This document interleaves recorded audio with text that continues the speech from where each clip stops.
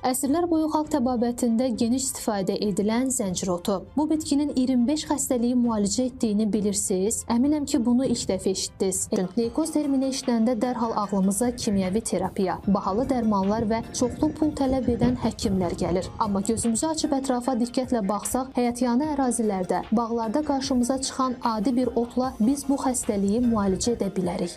Zəncir otu. Bu bitkinin yarpağı, kökləri və çiçəkləri leykozla mübarizədə möcüzə yarada bilir. Onun bütün hissələrindən istifadə edə bilərsiniz. Zəncir otundan hazırlanan çay müxtəlif xəstəliklərin müalicəsi zamanı çox təsirlidir. O qanda şəkərin səviyyəsini endirir, xolesterini yox edir, mədə-bağırsaq sisteminə müsbət təsir edir. Bunlarda zəncir otu kökləri üzərində aparılan tədqiqat zamanı onun leykozun 3 növünü məhv etməyə qadir olduğu müəyyən edilib. Deməli, bu bitki 48 saat ərzində xəstəlik hüceyrələrinin 95%-ni məhv edir. Bəli, düz eşitdiniz. Tam 95%-ni. Windsor Xərçəng Araşdırmaları qrupunun əməkdaşı onkoloq Karolina Ham leykemiyadan əziyyət çəkən və kimyəvi terapiya prosedurunun müsbət nəticə vermədiyi yaşlı pasiyenti ilə bağlı təcrübəni bölüşüb. O, yaşlı xəstəsinə zəncir otu köklərinin çayını içməyə başlamasını tövsiyə edib. Bir müddətdən sonra isə onu müayinə edən zaman həkim nəticədən dəhşətə gəlib. Onun ümumi vəziyyəti yaxşılaşmağa doğru gedib.